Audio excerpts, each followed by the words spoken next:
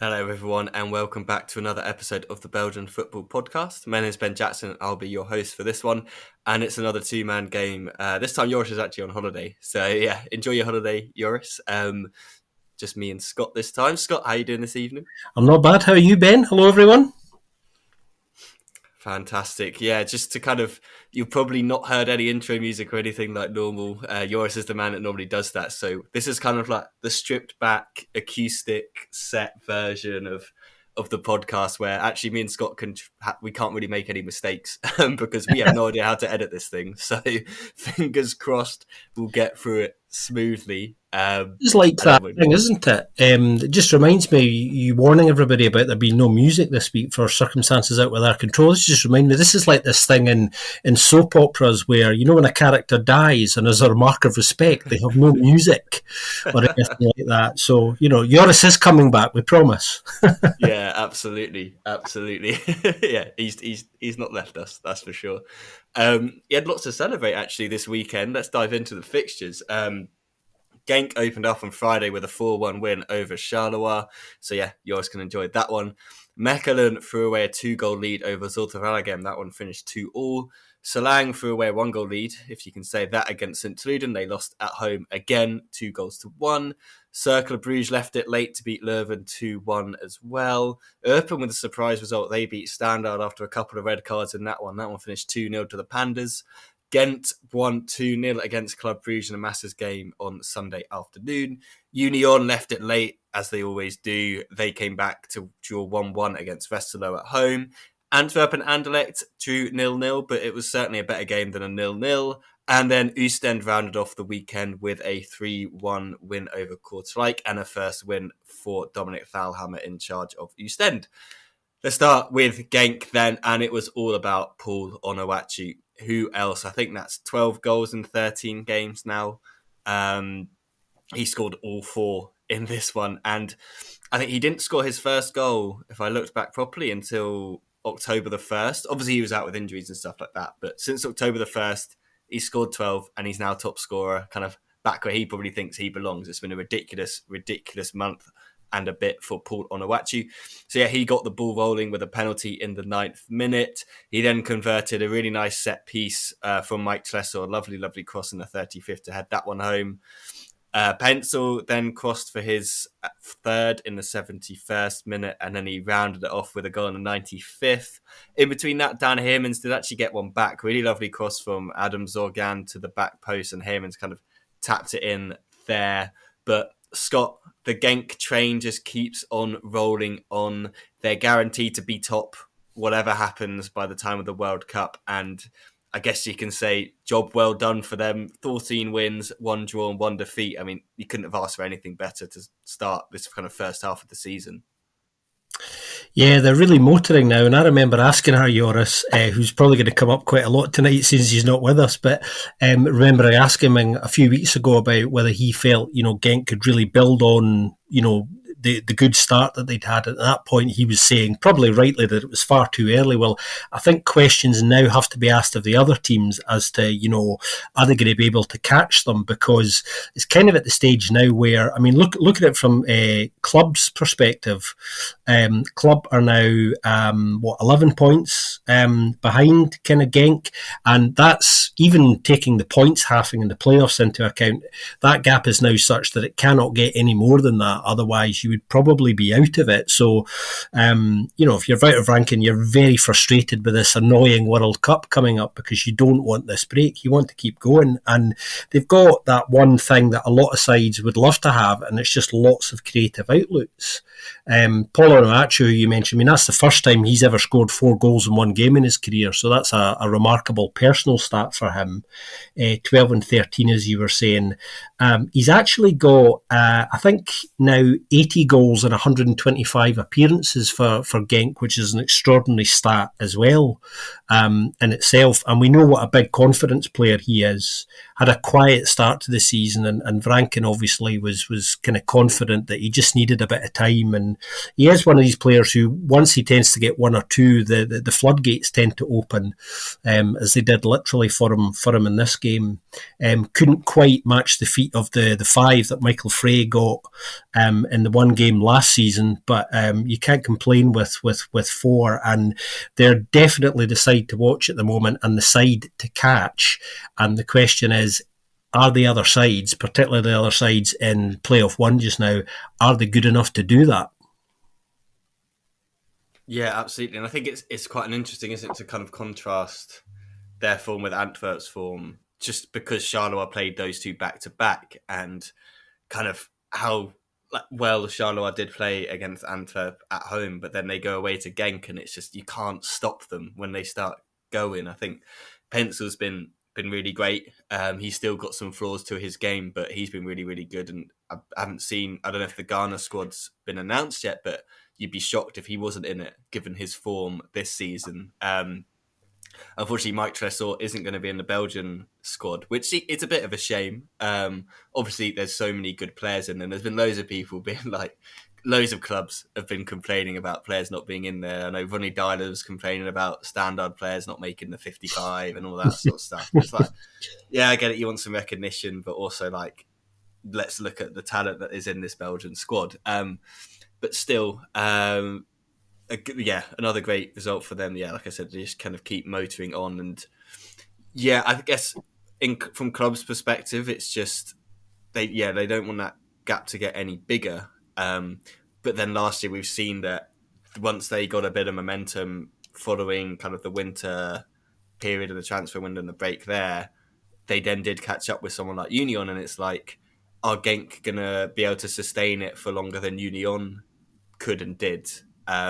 Which you probably would expect them to, just in terms of kind of players that have played at the higher kind of top thing, and it's not like as big a surprise as Union and stuff like that. But I definitely think they'd be wise in January just to add a little bit to the squad to go for the title push and make sure they keep Paul Onuachu. I think that's just a given at this point. I mean, I know they got Nemeth and Samatta, and they were winning with Nemeth up front regardless, like until Onuachu came back. But the way he's just banging the goals in, you just don't want him to leave. You want him to stay, because I mean, the rate he's going, he'd probably get to that 100 mark by the end of the season if he's already on that 80 of 120 odd games. So yeah, fantastic win for Genk. Just a really good statement, I guess, to start the weekend from them.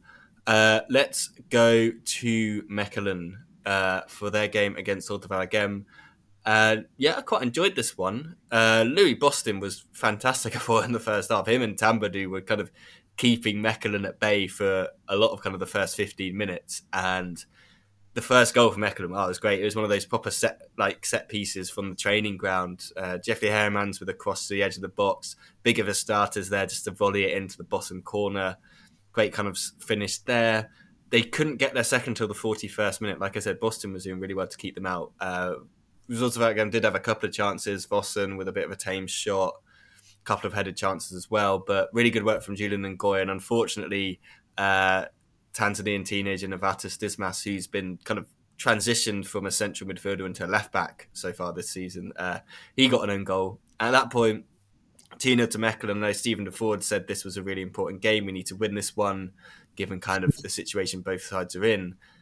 But once again, we saw this from Mbaye against Kortrijk, where at half time he's not afraid to make some changes. He brought off a 4, and he brought on Mamadou Sangare, and I just felt like that shift just completely changed the game. I think a 4's a bit more of kind of, don't want to be harsh on him, but he's more of the physical side of the game. That's what he does. He kind of like gets in and around and like uses his strength kind of to push people around. Whereas Sangale is a little bit more technical, and I think that's what they needed to play in between the lines. And it was Sangale who got the kind of first goal for Zulte Waregem to get them back into the game. Really nice kind of finish from him. Good cross from Ali Federa. He was just onside. It was really, really close. And yeah, at that point, Zulte Waregem had just kind of completely back in the game. Mechelen have just been, they were a completely different side in the second half. They were really, really kind of lacking any sort of attacking verve and style there. And then they gave away a penalty. I think it was for starter actually who gave it away, kind of a handball in the box. Slightly unfortunate, but it was just kind of, it was a penalty, and even he knew. Jelle Vossen stepped up, made no mistake from the spot. And at that point, he thought Zulte Waregem are going to go on and win this. They were having chances, they were creating, they were playing really well, they were kind of all over Mechelen.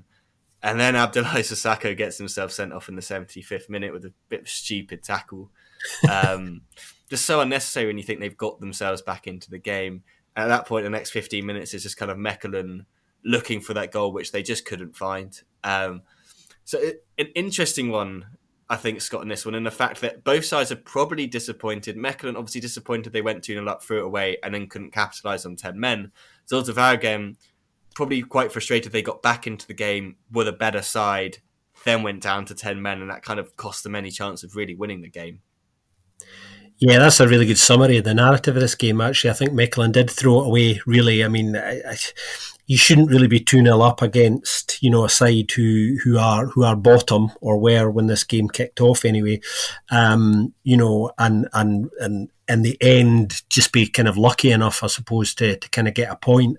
Likewise, Zulte will feel really frustrated not to have won it. Like you say, I think the red card was probably what swung it back slightly in Mechelen's favour in the end. I think the chances of Zulte going on to win this, if they'd kept everybody in the pitch, I think were probably decent. Great tactical change, as you were kind of describing at half time. Really, really important. Sangari's actually he's a really good young player, I think, who we've not seen the best of yet. I was quite excited when he came in the summer. I thought, oh, that's an interesting one. And I do remember saying way back at the start of the season that would be one to kind of keep an eye on from a Zulte perspective. And this is the perfect example of why. And Mbale actually showing what a decent coach he actually is. I mean, don't let the fact he's at a side who are struggling generally disguise the fact that he's a very capable coach. And his points haul at Zulte is actually better than his points haul at Standard as well, which is kind of interesting too. So when you dig deeper, he's doing a better job there than he did at Standard as well. When you look at some of the data, which is kind of pretty flabbergasting. But I mean, this is a game that very frustrating to go 2-0 up and then to throw it away from a Mechelen perspective. And Zulte actually were, in one of our favourite words again, very efficient. They were really efficient in this game. And did a lot with the ball. Their use of rotation was very good with the ball, I thought. And if they can keep doing more of what they did in this game, then they will stand a chance. Their form has seen a small upturn in terms of the performances recently, maybe not in terms of the points hauls. But some small green shoots, I would say, from a Zulte perspective, which I think is probably the biggest takeaway for them. Yeah, absolutely. And both sides' next games are actually massive. I know it's just before the World Cup, so they're all kind of big games, but Zulte Waregem against Eupen, who are kind of just above them from the relegation zone, at home as well. Like, that's a massive game. Charleroi against Mechelen. Like, Charleroi are in the relegation battle at this point. There's no two ways about it. They're only 7 points off the drop. Only 1 win and 5, not playing well. Like, that's a great opportunity for one of these two sides to really kind of pull themselves out of it and push a little bit further up, like the likes of Cercle Bruges have done in pushing themselves further up as well. And that's not the game we're going to go to next. I'm going to go to Selang instead. I thought I'd done a nice transition there, but I didn't. We'll go to Selang. They changed manager, out with Joris, in with Leglos, obviously his assistant, taking over. No Marius Muwamdul-Maji for them in this one, which, it's just kind of like it's a big blow not having him. But they did take the lead, but only after Stephen Vouy had been sent off. Not sure that's going to do his chances of getting into the Cameroon side any good, even though he was actually called up, which I thought was quite surprising because he's not really played much for Selang since moving over. But he got sent off in the 44th minute for a second yellow, which picking up 2 yellow cards in the first half is never a good thing. But Wagner got the opening goal for Selang. Long ball from Gallier. I think it was Poati running onto it. His shot wasn't kind of well saved from Daniel Schmidt, kind of spilled it a little bit. Gonzalez was there to fumble, I guess you could say, in the rebound. At that point, you're like, well, hang on, Solang haven't won at home, but maybe the change of managers worked. But with 10 men, it was always going to be difficult. And I felt St. Truden in the second half, just they needed to just wake up and get going. I thought their kind of formation was quite interesting. Like Bauer was straight back into the team after his red card, which I thought was interesting. I thought, given how well Janssens has played as a centre back, they'd keep him there, but they shifted him to the right, dropped Hashioka, which was quite interesting. But it was Hayashi who got them back into the game. Bocat, again, with another assist. I think that's his second assist in 2 or 3 games now. And he just needs to start adding that to his game because he's been performing really well. Joris pointed it out a couple of weeks ago how impressed he was with the man that came over from Mouscron, and wholeheartedly agree. I think he's been fantastic on that left-hand side. His little pullback into Hayashi, he shaped his body so well to finish this one. Looked really, really confident putting that one into the far corner. That was the 77th minute. 79th minute, St. Truden were 2-1 up. Who else but Gianni Bruno? You start him, he scores goals. That's his message to Bernd Hollerbach at least. And that's how it finished for St. Truden, who, thanks to that second half performance and probably playing a Solang side with 10 men, will be kind of relieved they got out of there with that win. The result at the end, that puts St. Truden into the playoff 2 spot, 2 wins out of 2, unbeaten in 3. Solang, that's 4 defeats in a row. They're bottom of the league. And Scott, I think is it almost safe to say that's probably where they're going to stay from now? I think that is, they had that kind of brief period of being that they're still competitive in games, but this game and kind of some of the other ones, they're just really trending in that direction we thought they would be trending in. It's really, really difficult for them because, we've been saying a few times recently that they're not playing too badly, for good chunks of games. And actually, in some of their recent games, they've taken the lead, they've scored first and not been able to hold on to it. They had an extremely good win in the cup last night. Actually, they actually battered Charleroi, who are having troubles of their own, of course, at home, and nobody really saw quite as emphatic a victory as they did in the cup. So they'll keep plugging away, and there seems to be kind of a reasonable kind of team spirit there. But yeah, I think they're going to be, it's going to go right to the wire, this relegation battle. We've known that for a long time with the 3 sides going down. It's highly unlikely that any of the sides in the bottom 3 at the moment are going to go on a run that's going to mean they're going to completely pull away from this.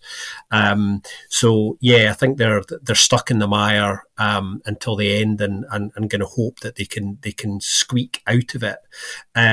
From St. Truden's perspective, I think for a second week running, it's really the kind of Gianni Bruno story. I mean, we were talking last week about how good he's been for them, what a good player he is generally. I think he's now got 7 and 13 for Hollerbach and the Canaries, and that isn't bad at all. And he's finding his kind of shooting boots at kind of an important time for them. As you were saying, they've now squeaked into a playoff 2 spot, which they narrowly missed out on last season. And if you've got somebody, as good as Gianni Bruno on decent form, which he really is, then, you're going to always have a chance of winning matches. And he's proving to really be the difference. And his form is such now that it's very difficult not to start him in games. For a while, he wasn't starting, which I think, to be honest, was probably more down to lack of fitness than it was anything else.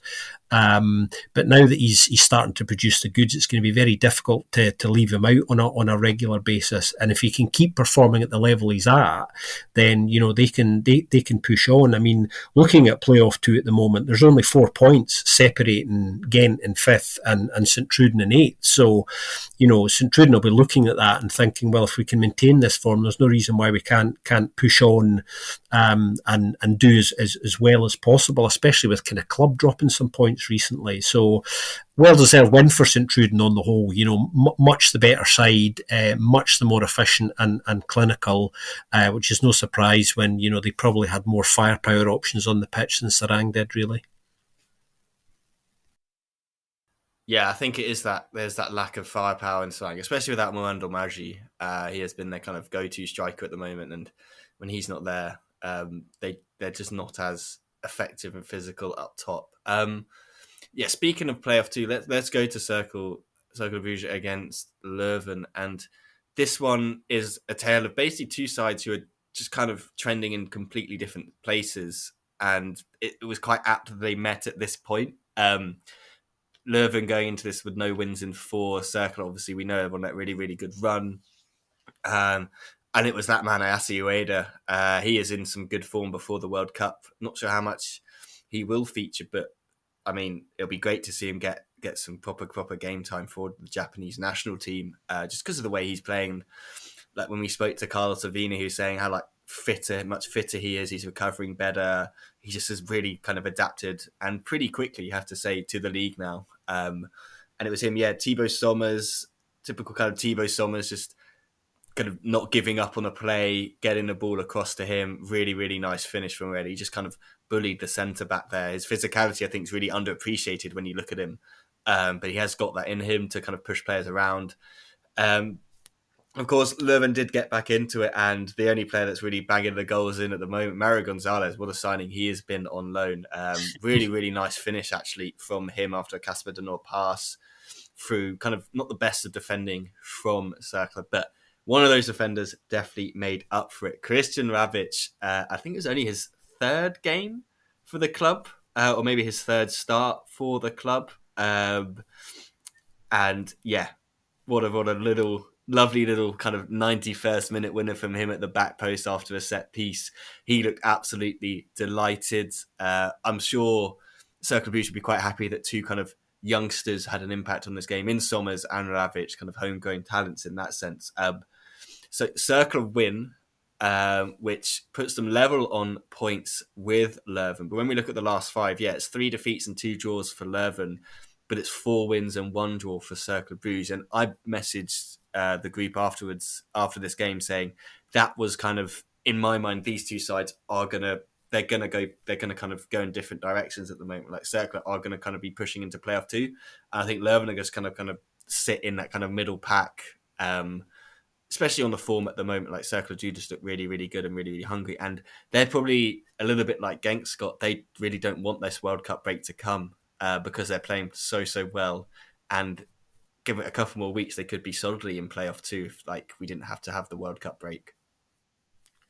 Yeah, they're on a really good run of form at the moment, actually. And, speaking of the break that maybe they don't want, they are actually going away on a warm weather training camp for sort of, I think, 7 to 10 days or so during the World Cup. So they're not taking their foot off the gas at all. They're going to go away, warm weather training camp, kind of work hard. Obviously, most of the players, will be at that camp. Not a lot of players away at the World Cup. Obviously, Aida, who hopefully will do well while he's away. But yeah, they're going to be working very hard to kind of maintain the levels that they've set. Not a lot between the 2 in this game, actually, really, which isn't unsurprising, I suppose. Both sides, when they play well, play good football. And tactically, I think this was an interesting game as well. But, it's that fine margins thing, and it just shows you what happens, if you do keep going right to the end, keep pushing and don't take your foot off things.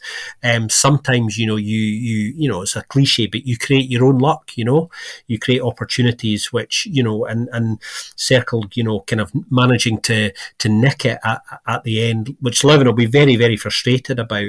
Having said that, I mean, when you go away and look at some of the numbers, Cercle were much better aerially in this game. So from a set piece perspective, they were kind of reasonably dominant in this game, I thought, particularly aerially.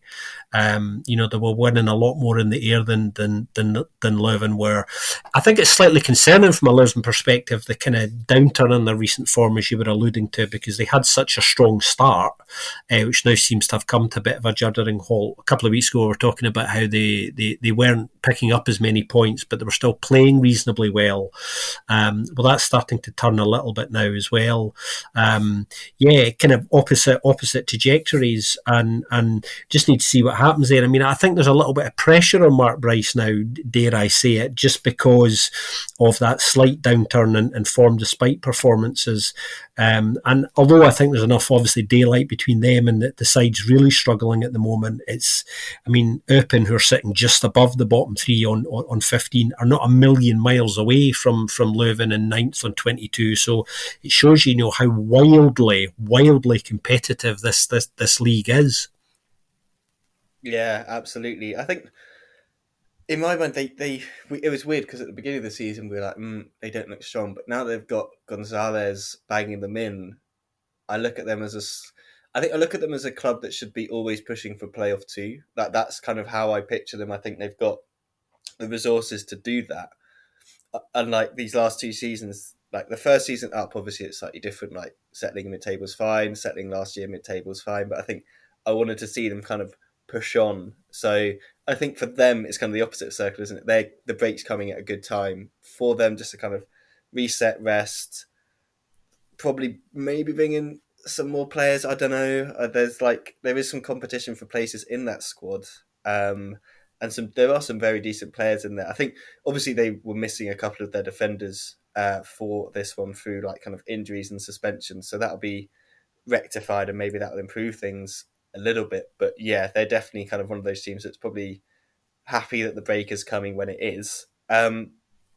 Let's go to the Pandas then. Open, you mentioned them there, Scott. And I think technically this could be a surprise when you look at the table, but when you look at how Standard play against lower ranking teams, this probably isn't a surprise result.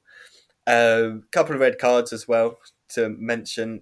Philip Zinkernagel got another one, so I think it's his second of the season. He looked absolutely like shocked that it happened, but I think I saw this one. I think I can't quite remember how it happened, but I remember thinking at the time that probably was.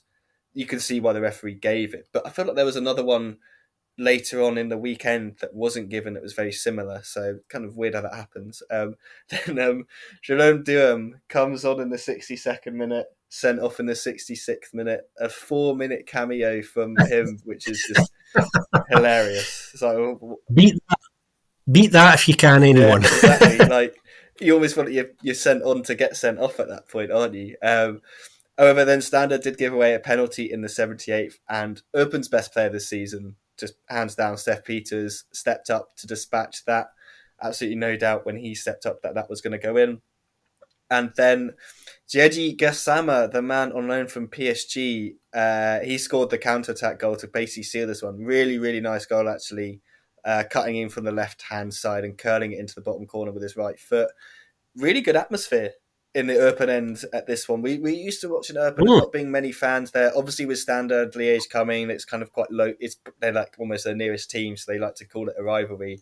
Not sure how important it is for Standard Liège, but I could be completely wrong on that. But in my mind, it's not obviously not as big as kind of Anderlecht, maybe even like it's more in the realms of the Serang rivalry, I guess we could say. But Open, yeah, fantastic win for them. They really did need that given some of the results that went on around them. It means they're now 3 points above that kind of relegation zone. Ends a run of 2 defeats in a row as well. Brings a couple of teams above them a little bit closer in. Like I said, they've got Zulte Waregem next week, which is a massive game. But for Standard, it's that same old thing at the moment. It's really weird. Like they just do struggle against these lesser, I guess we could say, teams. Next week they've got Union to finish off, and you just kind of expect them to win that or play give a completely better account of themselves and better performance, don't you? Yeah, it's really weird, this thing, and this is something we spoke about a few weeks ago as well. This habit that they seem to have this season of dropping points against sides that they wouldn't expect it, and that not many people would expect them to. They've actually performed really well against supposedly big sides. That's how I'll refer to some of them. The sides that you really have to kind of up your game and motivate yourself for. They've done really well in those games, but not been able to match those performances against sides like Eupen, who you would expect them to take the points off. And it'll be really frustrating for Ronny Deila, that really frustrating, because when you look at the table, as you were saying, they could they could really have closed the gap on Club Brugge this weekend a little bit and just pushed that little bit closer to a playoff one spot as well. So it'll be hugely irritating to him. I saw a little bit of his address to the team in the dressing room after this game, because they released some of the footage later on, and although he was very disappointed in tone, he'd clearly made a decision that he wasn't going to give them the hairdryer treatment. because he felt probably it would be counterproductive, probably right. And his basic message was, look, not great, but let's move on. There's a big cup game this week, and winning the cup is a great chance of a trophy. Take that seriously, and a great chance of kind of European football as well. So he was immediately refocusing on something positive and just trying to kind of forget about that kind of quickly. There wasn't a great deal in this game, actually.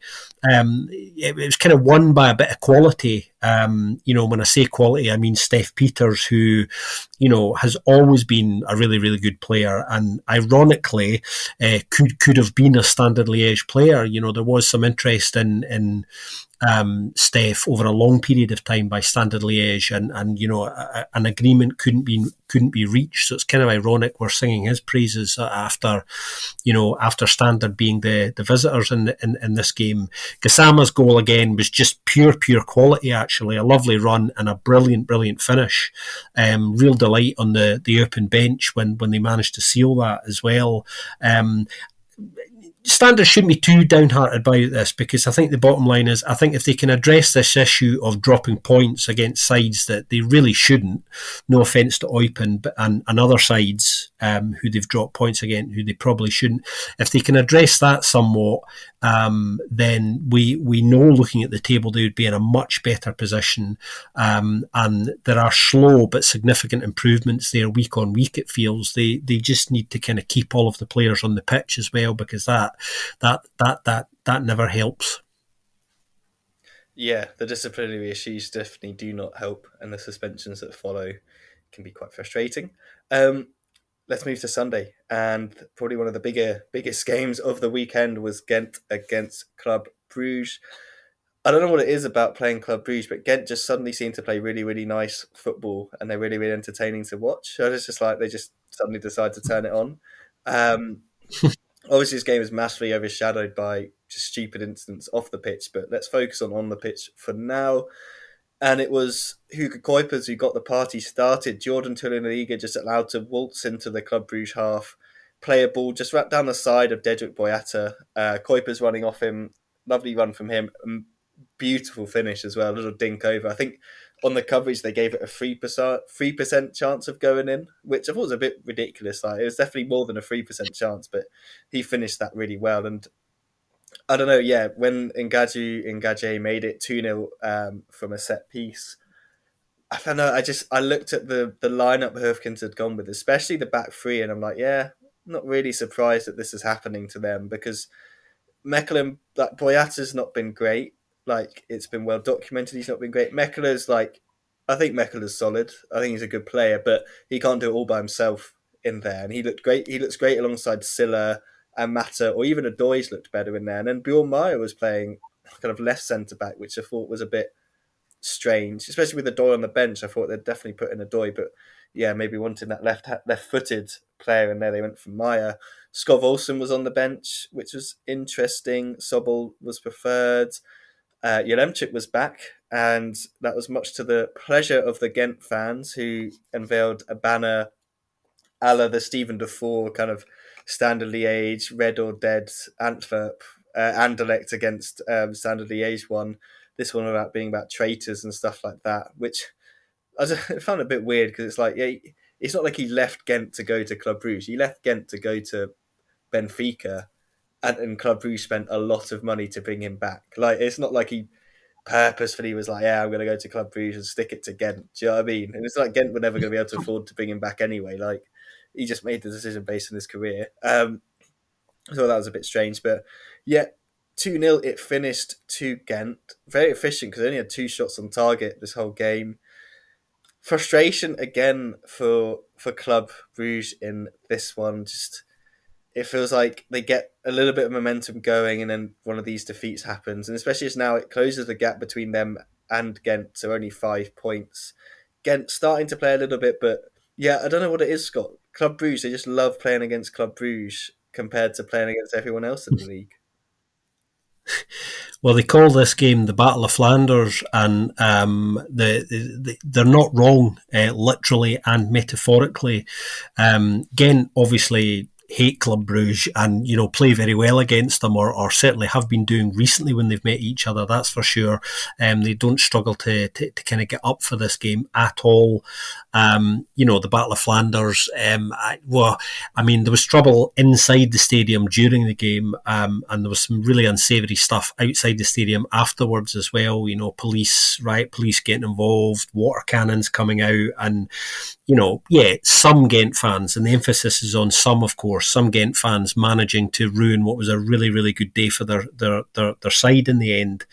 From club's perspective, I think, there are some question marks around the rotation. That's their third defeat off the back of a big European game now as well. So, interestingly, after the second defeat a few weeks ago, Karl Hofkins was saying, no, there's no connection at all. I'm not sure you can really say that, having had a third defeat off the back of a game like that, because there is a pattern kind of developing, along with the rotation for the game that comes, that you obviously drop points in. So some questions there. I think the reality is, though, when you look at clubs' performance, if you played the way they did against most sides in the league, you won't get anything in a game. So it's a combination really of Gent being good and club frankly just being below par. Their fans were very, very unhappy this weekend with the performance. Actually, they're referencing the no sweat, no glory tagline, saying obviously if you don't put in the work, then you're not going to get anything out of a game, and they were not really happy with the level of performance, which I can understand, because as I was saying, play like that and most sides you won't get anything off. So they know they need to do better, and as we were saying earlier, the gap between them now and the Genkies is such that they really don't have a great deal of wiggle room left, regardless of the points halving, and I think they know that. And I think the break now of European football not returning until February probably is a bit of a relief at the moment. But then they do have a rather spicy and exciting draw against Benfica to look forward to, which some people are already referring to as the Yaramchuk derby. Which amused me kind of greatly. It's kind of unfortunate in that he probably won't see a great deal of game time over those two games unless something rather significant happens with injuries around the squad. I'm glad you mentioned the banner, actually, because the banner was pretty distasteful on a lot of levels, and I actually thought it was worse than the famous Defour one, of course, which everyone remembers and you referenced. Sometimes just bad choice of words can land much more effectively than a kind of graphic, as it was in the Defour one of the headless graphic and that really famous banner, Red or Dead. That's strange. It's not like Gent haven't signed any players from Bruges either. So whichever way you look at the offence that supposedly they had, it just seems strange, particularly a player who did so well for them. It's always disappointing for fans of teams to lose a favourite and a player who's done so well for you. But I think to turn it so dramatically in its head like that is just incredibly short-sighted and frankly a bit moronic, really. Yeah, it was not good scenes. It really is. It's just flares on the pitch is becoming all too common at the moment as well, and that really does need to be stamped out. Especially it's like the flares were thrown on the pitch, and it was at like the Gent end, so like it wasn't like they were throwing them at the opposition as well. It's like they're just lobbing them at their own players and own defenders. And good thing Nardi was kind of celebrating far away from the net, because he could have been hit by that. It's just like, what is going on? Yeah, I think it's really interesting, actually, some of the fan activity this weekend as well, because obviously the Kortrijk fans, or some of them, didn't cover themselves in glory. They had a rather nasty run-in with Christophe de Haan as well, following their defeat to kind of Oostende. It made the headlines this week too, which was kind of distasteful. So I think people just need keep a sense of perspective, everyone. Yeah. No, 100%. And yeah, we'll definitely get to that Kortrijk one and kind of what caused that anger with their performance in that game. Let's go to Union, to the Forest, and they played Westerlo.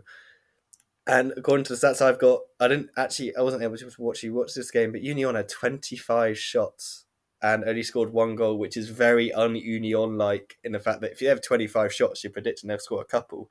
But they actually went behind. Lyle Foster really did quite well. He wasn't closed down, I don't think, well enough by the defence from Union in this one. They just let him get all the way into the box, and he's only going to do one thing. He's in good form. He's got an eye for goal at the moment. He put it away, and it took Union until the 92nd minute. But that man, Gustav Nielsen, I feel like he only scores in like the late minutes of games. I haven't looked at it properly, but I'm pretty sure all his goals have come like 80 plus for them this season. Obviously, the famous ones against Braga. But he popped up again 92nd to give them a 1-1 draw. Westerlo, I guess, will be a little bit frustrated that it happened so late. But for Union, it keeps them unbeaten, keeps them solidly in playoff one. And for them, they'll probably say, well, we had so many chances, we were bound to put one of them away eventually. Yeah, I think Westerlo will be well annoyed not to have at least, well, they get a point, but they'll be so annoyed not to have left Park Dudham with all three. Westerlo were actually quite good, I thought, and probably did deserve all three in the end. Union, on the other hand, actually, I mean, it's the efficiency thing, really. It's creating chances. I felt they had the better of the big chances, if you like, but just didn't do anything with it.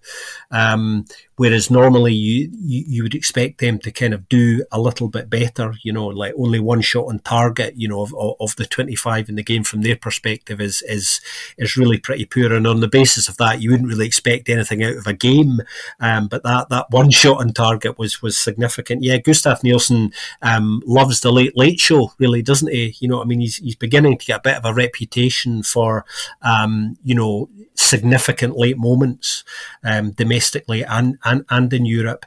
An important point for Union, really, if you think about it, because it keeps them in playoff one, which is important. They'll be slightly frustrated they couldn't get more out of the game, obviously, just because club lost. And I think from an Union perspective, I think it would have been very good to have widened that gap over them.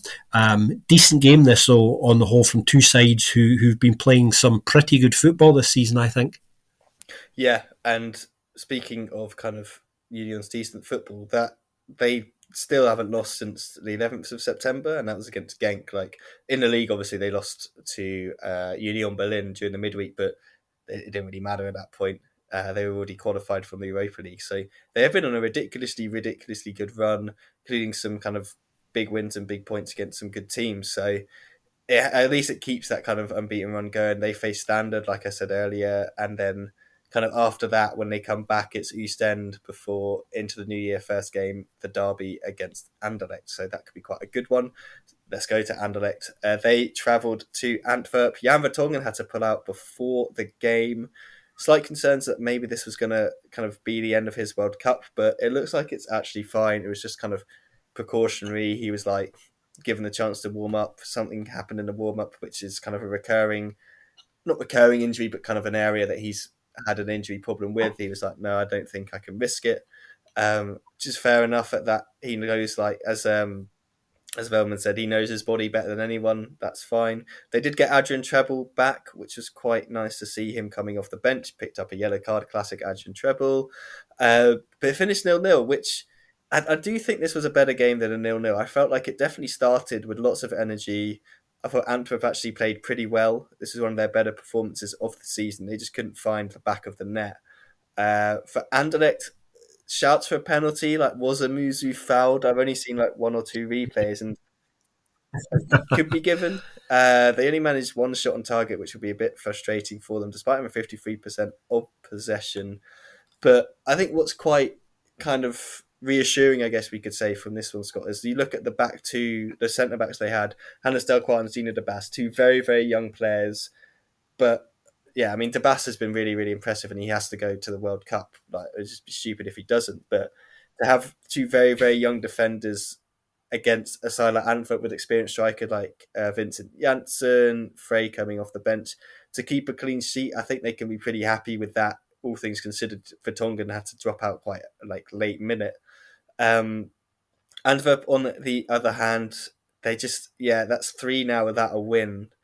Only one win in 5. I guess this one's slightly different because it is against a team like Anderlecht, who do you expect to have a difficult match against. But they're another one of those teams that are just like, give us the World Cup break and let us just reset. Yeah, they can't all be classics. And I say that in the sense that, we know the Pro League is well known for having a high number of average goals per game. But like you say, this wasn't a bad game, for a 0-0. I think, yeah, it's interesting. I think on the penalty one, for me, that's a definite penalty, which you don't often get for shoves like that. But I felt, Delcroix's momentum was such that, that was a pretty stonewall penalty for me, and I think a lot of people felt surprised by that one this weekend. Few, interesting decisions, should we say, from the officials across Belgium this weekend. Aren't there all every weekend? But that was definitely a penalty. I agree with you. I think De Bast must be in the World Cup squad. We'll find out tomorrow. I think tomorrow's the official announcement. Be very disappointing for him not to be there, I think. Interesting as well. A bit of news from Anderlecht's perspective. Fabio Silva, who's been looking a little bit sulky recently, obviously not happy being substitute in games and coming off early and things like that. Wolves, who he's on loan from, Wolves are, for those who follow the Premier League in England will know, Wolves are in a bit of trouble at the moment, and they are exploring the possibility of bringing Fabio Silva back early from his loan, and are looking contractually at whether that's possible. My understanding is that there wasn't a recall option in the loan, so I'm not sure whether this is doable, but they are seriously looking into it as they attempt to kind of save their own arse, the Wolves. So we'll see if anything happens with that one, because that's an interesting one, because he's obviously been scoring a reasonable amount of goals, and would be a bit of worry if they were to lose him mid-season. Anderlecht, another point for them, so not the end of the world, and solid enough performance from Antwerp to kind of keep them in the mix, because their form recently has certainly been a bit worrying. Butte had quite a good game, I thought. Yella Bataille, who has been quiet for a long time, decent game as well, actually. But they can't all be classics. Yeah, no, interesting you mentioned Bataille. Obviously, he's coming in for Sam Vines, who is injured and unfortunately going to miss the World Cup as well. The Fabio Silva one, it's really weird, because I know when they signed him, Anderlecht were like, no, there's no kind of recall ability, but then it's come out in the Athletic, and you think normally the Athletic's quite a reliable source for information and stuff. And I'm not surprised, because Wolves have been pretty poo and they can't score goals. So yeah, it makes sense for them to want to bring him back. But yeah, I think it'd leave Antwerp in kind of Anderlecht, in a tricky position without him. But he hasn't. The last couple of games, he hasn't been great, has he? So it's kind of like, does he want to go back, or is it like, is this the fact? Are we now seeing the Fabio Silva that struggled at Wolves and was kind of inconsistent? I know he's still a young player, but is this kind of the real one that now the chips are down and it's getting a bit more difficult? He's not performing as well. Well, it's interesting that actually on him specifically, because obviously Anderlecht at the moment, we know the kind of the challenges that they face. So he's at a club at the moment who are going through a kind of really difficult transition. If I can describe it like that, it's probably a polite way of describing it. But then if he was to go back to Wolves, and to be honest with you, I don't see it. If that clause isn't in the contract, then it's really not going to happen unless both clubs agree to rip up that contract. And Anderlecht certainly are not going to do that if contractually it's to their advantage. But yeah, if he was to go back there, do you really want to be going back to a club that are having serious problems of their own, with all of the pressure that comes on that? So I think bizarrely, from his personal perspective, I think there's probably less pressure on him to stay at Anderlecht and just to continue trying to enjoy his football and do as well as possible than there would be if he went back to Molineux and was expected to score a barrel load of goals and kind of keep Wolves in the league. So, my advice would be, regardless of the clause in that, stay in Brussels and keep playing your football, because you've got European football to look forward to as well. Yeah, no, you make a good point with them obviously having got through against Ziekeborg. thanks to Rafael and Benito Raman, who was back, and he had a really nice finish from Benito Raman actually. So maybe it's time for some more Benito Raman, but I'm sure if you're an Anderlecht fan, you don't want to be wholly relying on Benito Raman. And I think outside of that, obviously you've got the likes of Stroikens, Esposito, who's been pretty non-existent, despite being named in one of those. You know when they do those the best like 100 young players or something. His name was in there. I was like, Mm. that's interesting because we haven't seen any of that compared to players. Like, put Stroikens in there instead, like these are players we've seen a little bit more of. He's not really, even despite Mazu going, Veldman coming in, we haven't really seen much of Esposito. So, yeah, interesting if that happens. But I agree with you, Scott. I think he'll still be here, and I hope so for his sake. I think he needs a full season in Anderlecht to kind of get some confidence back because he's got 9 goals. He's on a little bit of a drought. I think it's 5 games without one at the moment, but he'll get back into it, and we've seen that he's got the quality in this league to score goals. Another player who's scoring goals quite happily at the moment is Fraser Hornby. What a great pickup he's been by Oostend. They entertained Kortrijk in Dominic Thalhammer's first game.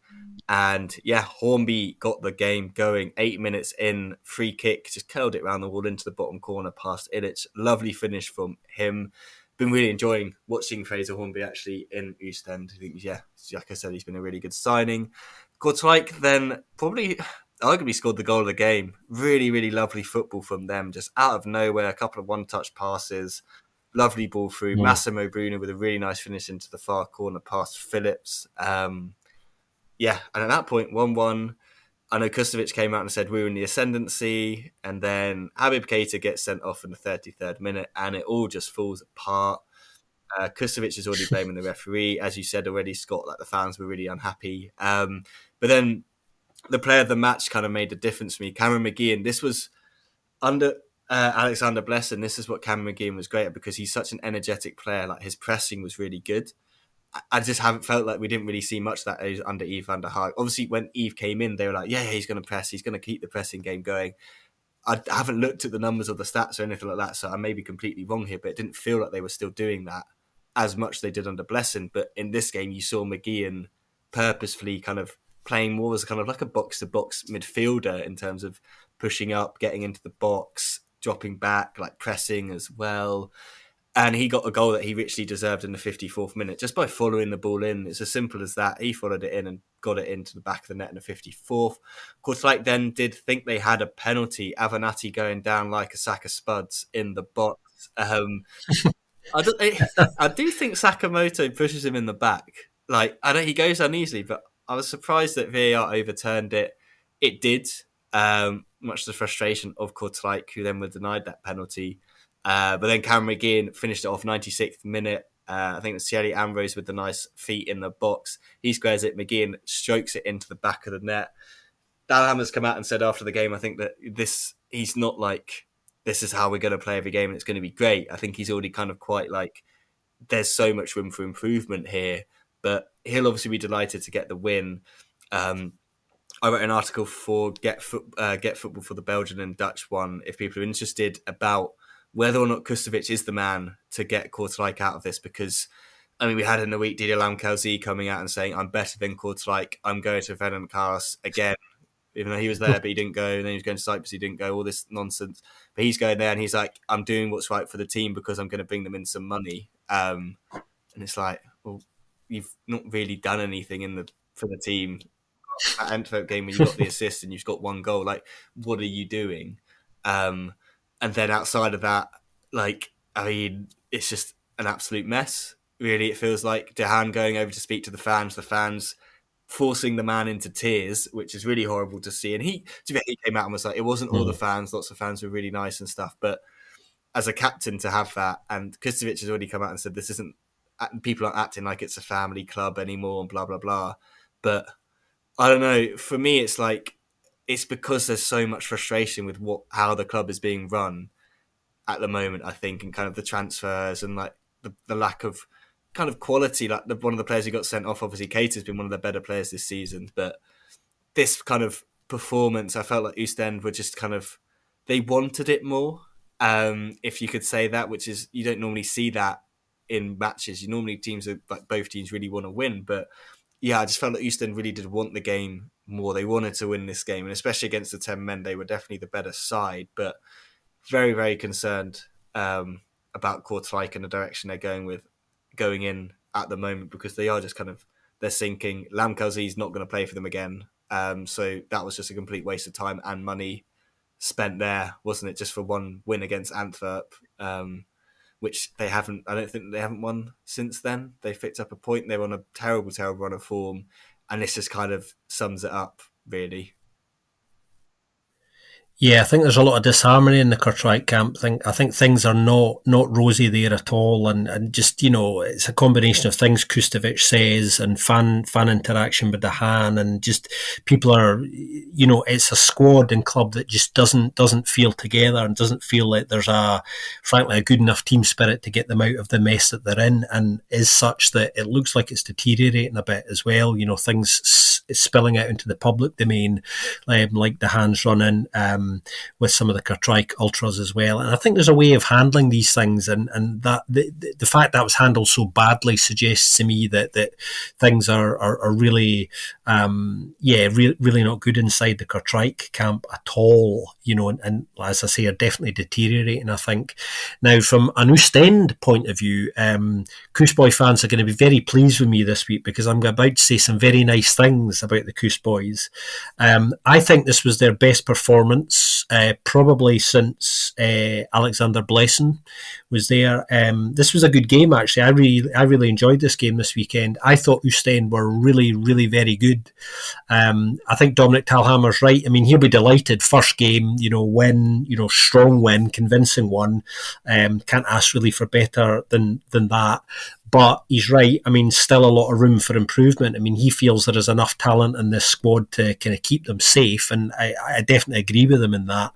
I mean, looking at the body language of the players during this game, I think the stories that we've been hearing for a number of weeks in the lead up to Talhammer taking over about there being a bit of disharmony in this camp, and players perhaps not responding to Yves van der Eyga in the way that he would have liked over a period of time, look to have been true. I mean, we were lucky enough to have seen them up close recently when Oostend went to the Bossel to play Antwerp and lost pretty convincingly that evening. The me and you were there, Ben, and just the body language change this weekend was absolutely incredible. I mean, I did expect them to be better, as you do when a new manager comes in, and Dominic Talhammer, I think, is a pretty good fit for this role. They want to try and return to essentially that gegenpressing model and replicate the best elements of that Alexander Blessing put in place, and Dominic Talhammer is the almost perfect coach to do this. The template that he applied at Circle is something that is going to apply here, I think, and I think they have players that can work very well within that system. You mentioned Fraser Hornby. I was really impressed with him this weekend. He's generally been good. He's now got 5 goals and 11 with 1 assist, but he has pace and he has power, and he's good in working in the channels. And I think when you're trying to play a fast, aggressive, gegenpressing game and force your opponent into making mistakes, particularly in their final third, then he's an ideal player to kind of do that. And I think he's going to be a really useful weapon for them. And I think, judging on the evidence of this weekend, that he could really kick on even further and really enjoy himself under Dominic Talhammer, I think, because he's decent in the air as well. But it's what Oostend did at key moments in this game that really, really was the difference. I mean, you look at some of the numbers, some of the dual numbers are actually very close. There wasn't a great deal between the teams. It's where Oostend win the duels that's significant. It's winning the ball back in Kortrijk's final third, so that within a pass of that, they're right down their throat and creating opportunities. And I think 24, 25 shots on goal, 9 on target. I mean, that's pretty conservative, really, when you look at their performance in this game. Oostend could actually have had 4, 5 or 6 if they'd been a little bit more clinical. They were that good offensively, and doing all those basic things. The energy levels are up. They're winning their duels in key areas, which means they're creating chances. And if they play like that most weeks, they will get points off most teams. So I think lots of reasons for Oostend fans to feel much more optimistic now. And I think they're going to become a better side to watch from that, because judging by all of the evidence of this weekend, the players look happier, and there seems to be a more kind of joyful mood around the Coast boys on the whole, which can only rub off positively on all aspects of their game now. Yeah, absolutely. And I think what I loved was seeing Kenny Rocha-Santos and Cameron McGeehan together in the midfield. It was weird, like Rocha-Santos was kind of in and out of the side a little bit, but I feel like he's kind of a player that Thalhammer will like in terms of like physicality and energy alongside a Cameron McGeehan. Like, you've got two players in there who can get up and down the pitch, and they're not just runners, like they have technical ability as well. Indy Boonen, it's just great to see him starting games after that injury. I felt like he was kind of the successor to Andrew Hulsager, and we never really got the opportunity for him to be that player.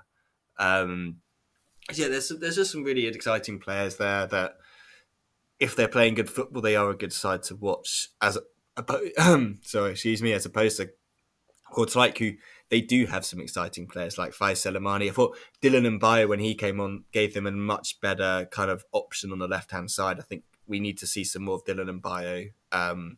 I just think he is a little bit raw in some senses, but he's more direct and just kind of gets them moving and stuff. But yeah, I feel like we kind of had a chat today, Scott, didn't we, a little bit about transfer policy, and like obviously we're talking about Lommel, and like obviously they've got some really good wingers in that side, and kind of some players there and teams being interested in those sort of players. And I think these bottom clubs, where possible, are going to have to really go out and be like, how serious are we thinking that have we got enough with what we've got at the moment? Because I think Kortrijk, although they brought in a lot of players, clearly they haven't got enough at the moment. And Oostend, on the other hand, I do think they'll be active, because I think they always are, but they're always kind of nichely active, and you never know whether the player's actually going to stay in the club or end up going to France. So that's always kind of like an up in the air thing with them. But again, I think they could probably add a couple more in there to kind of give Thalhammer the best tools to work the system.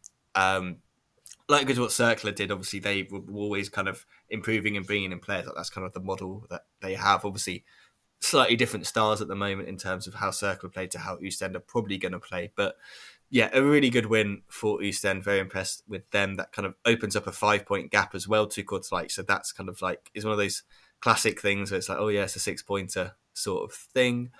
That's it from 1A. Let's go into 1B. We just mentioned it there. Scott, I'll hand over to you as per usual to kind of give us a rundown on all the craziness that was going on down there. Well, I don't say this very often, but it was a relatively quiet week in the Challenger Pro League this weekend in terms of sort of notable action. Scores, in case you've missed them. Anderlecht under-23s won convincingly 3-0 against Standard Liège, the baby Classico, as some call it. Dender lost 1-0 at home to Molenbeek. Brilliant goal, by the way, actually, the Molenbeek goal. Florian Lajoncourt, who's a centre-back, no less. Check our Twitter account out.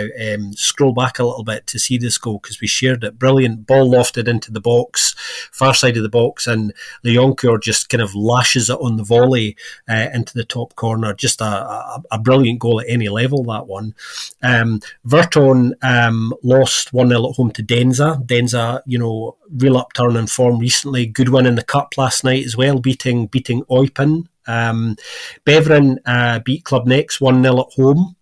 Lommel lost 3-1 at home to Beerschot, and Lierse won 4-2 against Jong Genk.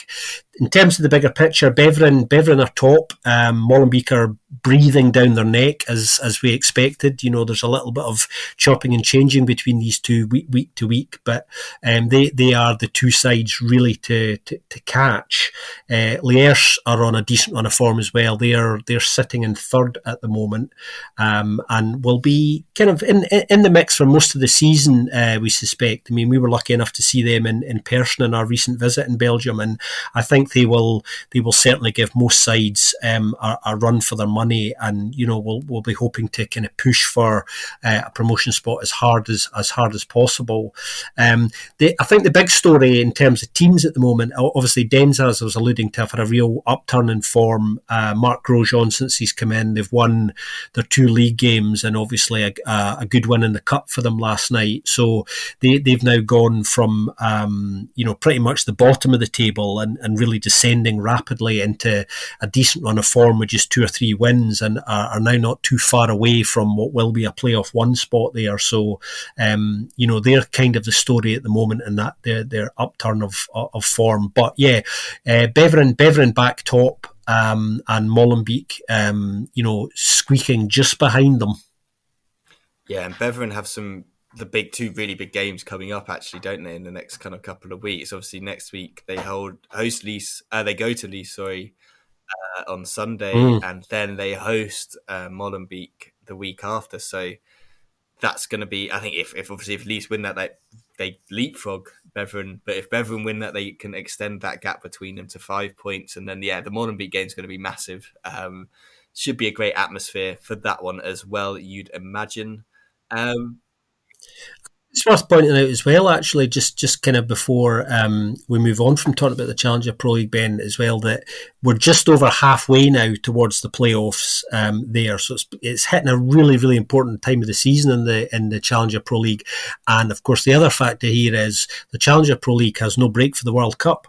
So it'll be going right through as well. It'll be interesting to see how that pans out for some sides. Yeah, no, definitely. And I guess if you're missing club football during the World Cup, you can always tune into a little bit of the Challenger for a little bit of chaos. Absolutely.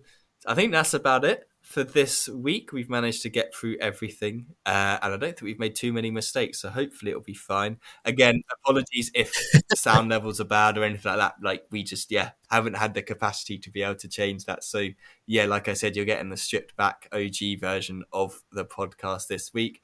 Scott, as always, thank you for joining me. It's a pleasure. Always a delight to talk about Belgian football, and hopefully the mighty triumvirate will be back together again next week. And there is a little birdie tells me that I might be on the radio next week talking about Belgium at the World Cup. So if you're in the UK and you listen to BBC Radio 5 live, particularly during the night, which I'm sure not all of you will, it's going to be at a rather strange time. I'll be on BBC Radio 5's Doughton Adebayo and Tim Vickery show talking about the Red Devils and what to expect from them in Qatar. Yes, absolutely. Definitely going to be worth a listen there. As always, thank you very much to everyone for listening. As Scott said, hopefully we'll be back as a 3 next week. Next week will probably be the last one for a little bit, just because, it'll be just before the World Cup and the last kind of matches in the Pro League before then, and we'll probably take a little bit of a break. But after that, end of December, we'll be right back into it with Pro League action. If you like what we do, please do leave us a review in your podcast app of choice, because we really do appreciate it. If you've got any questions even about the World Cup and the Red Devils and all that, do get in touch in the usual ways. But as always, thank you very much for listening, and we'll speak to you very soon on another episode of the Belgian Football Podcast.